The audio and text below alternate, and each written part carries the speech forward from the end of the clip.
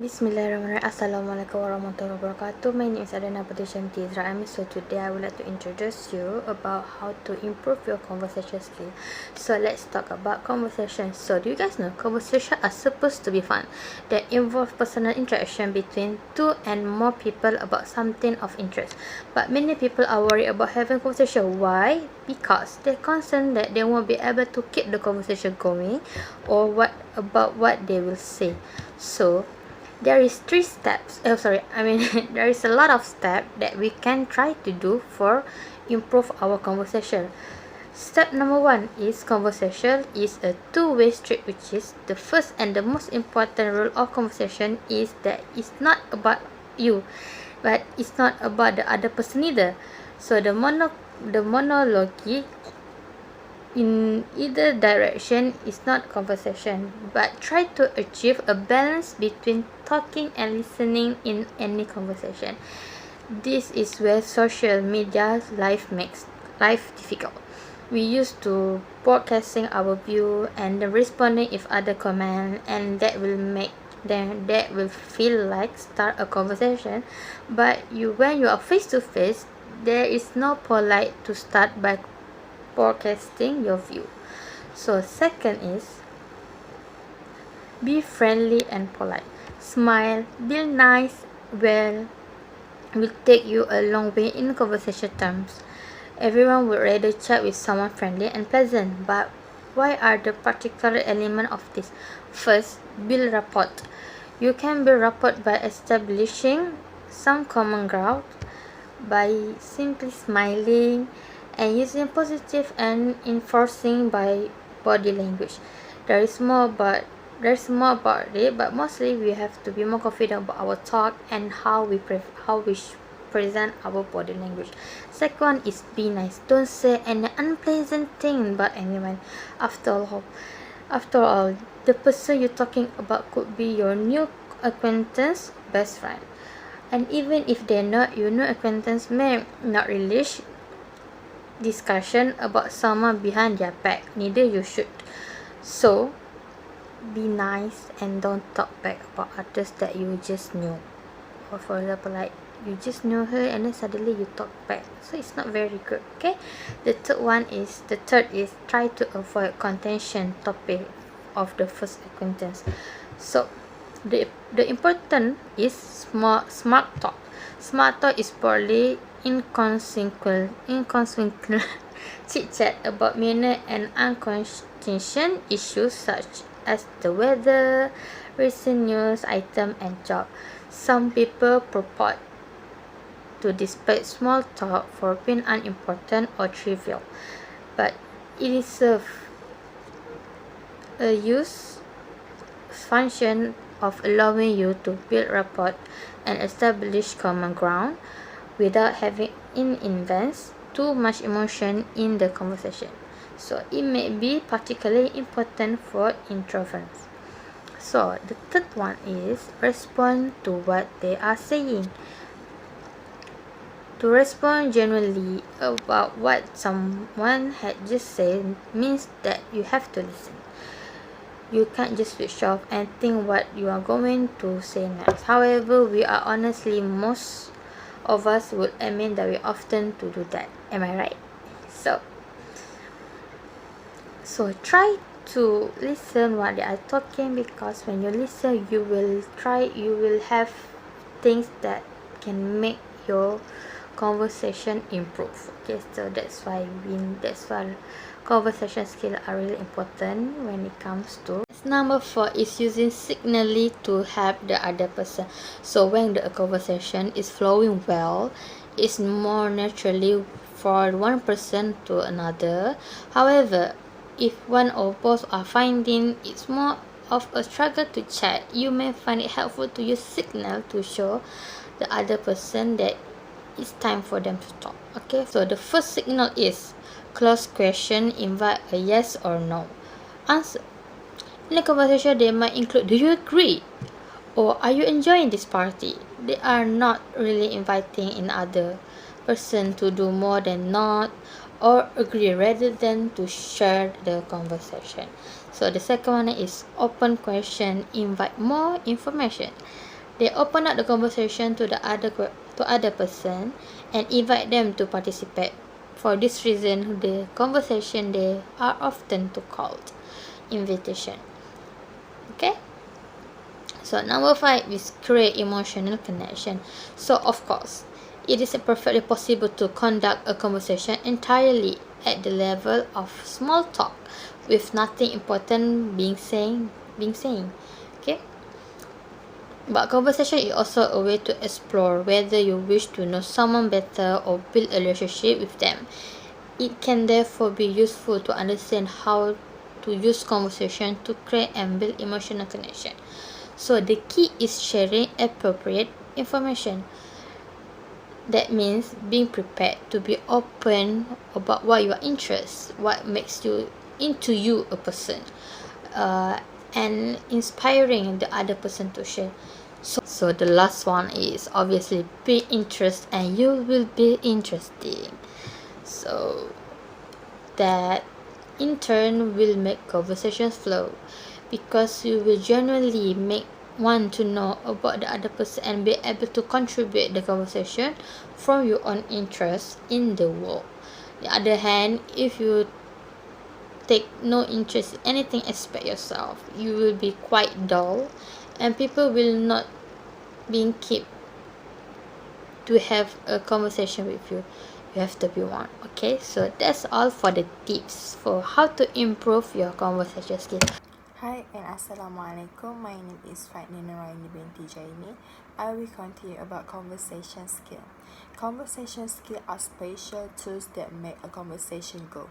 They are learned and trained to become automatic.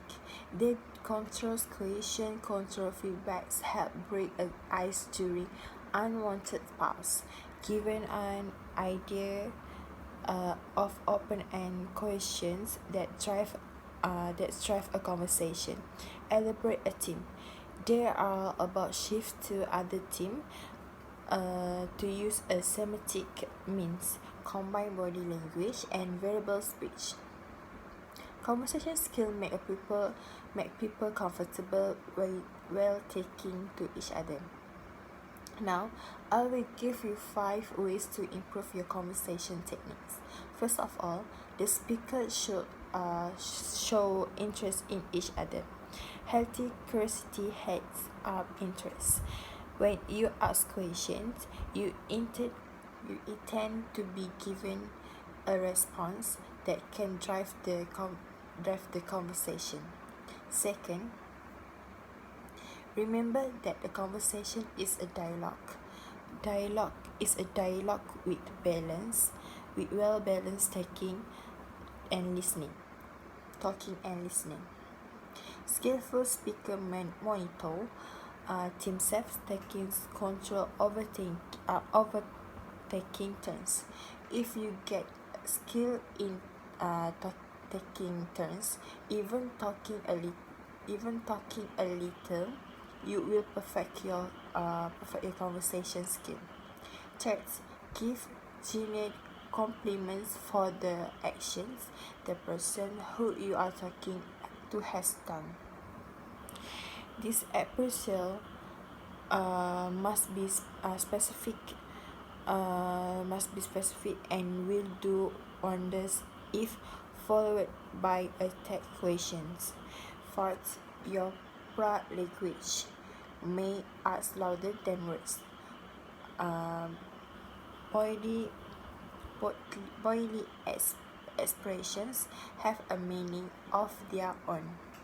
Fifth, a skillful speaker employs what, where, when, who, how, and if questions. Next, my point for conversation skill is grow in self-knowledge. I call myself conversation skill core because developing of who you are is vital to social success. As mentioned above, in self-disclosure, people form friendships and flowing conversation by getting to know each other. So if don't know who you are, you can't really connect. you want to get across what you are about to others. That's why it's important to have a firm grasp on your strengths, weakness, opinion, interests. Next brush up on basic conversation etiquette. By having an understanding of basic like how to start conversation and how to keep a conversation going, you gain a confidence that that little bit extra insurance will get you into more social interactions, and as they say, practice make perfect. And last but not least is be mindful.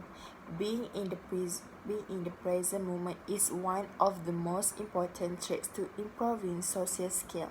By paying attention to what's going on, you catch detail you can use. If the person wearing an interesting piece of clothing, that's a strange tone of voice while talking about their roommate. This is all information you can use to expand the conversation. Hi, my name is Siti Ansha binti Omar. My number metric is D17310-179. Okay, my first point is speak slowly.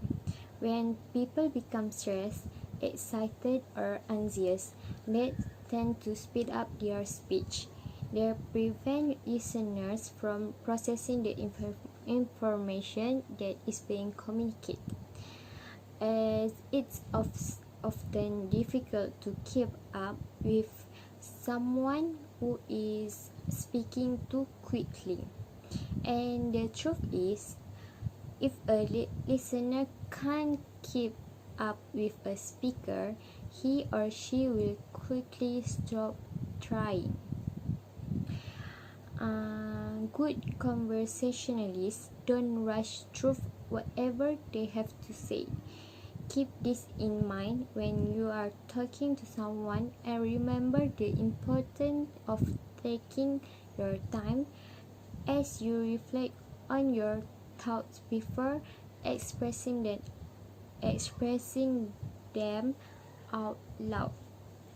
Doing so will help you present yourself as being calm and collected, and show your conversation partner that you are not in a rush to wrap up the interaction. I think we can all relate to the experience of drawing a blank when trying to find the right word and ultimately settling for an inferior synonym. Speaking slowly will help give you time to choose the best word to communicate your thoughts and feelings. However, as important part of this is also consistently working on developing your vocabulary, as doing so will help you cultivate your conversation skills and help you express yourself more easily.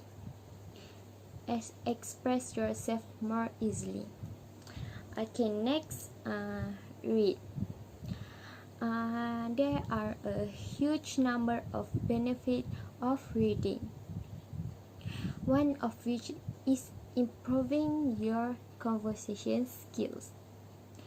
Reading will help you grow the number of words in your brain's arsenal, allowing you to find the most precise word to communicate what you are trying to say. When you are reading and you come across a word that you don't recognize, you will probably look up the meaning to contextualize the sentence. Doing this research will help your brain retain the definition, and your vocabulary will start to grow. Secondly, the dialogue that you read in books will help improve your conversation skills by strengthening your ability to quickly form cohesive sentences, which will rarely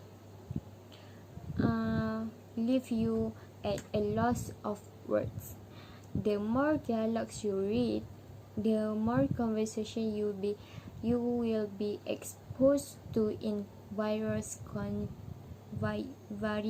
contexts. This will help expand your own abilities to engage in a variety of different types of conversation.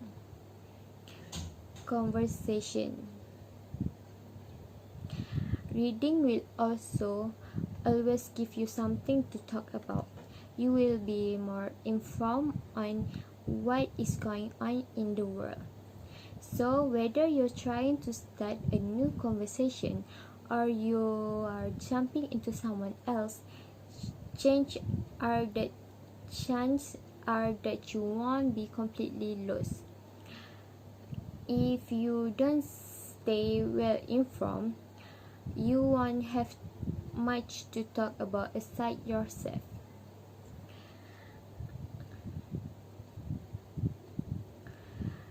Finally, and people usually aren't interested in hearing about your routine or your latest problem. Staying up to date with current topic can help you when you are running low on things to say. Finally, reading will help you manage your limiting beliefs, allowing you to be open to what other people have to say.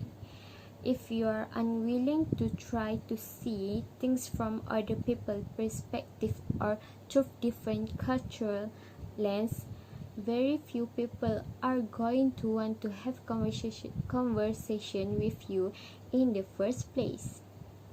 Even if you don't agree with or completely understand someone else's stance, you can open yourself up to accepting other opinion and maintaining a balanced perspective. When you are open with what other people have to say, you can have conversation with an open mind, which will encourage people to want your opinion as well. Okay, next. Ask a question that makes the other person have to think. Asking deeper questions than those that require a yes or no answer can help you bring people into your conversation. People love talking about themselves.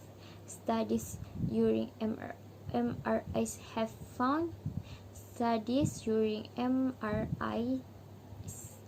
found that talking about oneself activates pleasure regions of the brains, releasing dopamine and making people feel rewarded. So, for example, you can ask someone, what got you interested in your current career? Or what is something that you are really good at doing? Once the other person starts to self-reflect, you will have a legitimate conversation going because you will have formed some kind of connection with the other person. If you can spark the conversation, the other person can often keep the fire going to you. But don't leave it entirely up to the other person to maintain the conversation on their own. Chime in with some comments and questions along the way, and then bounce the ball back for them to respond.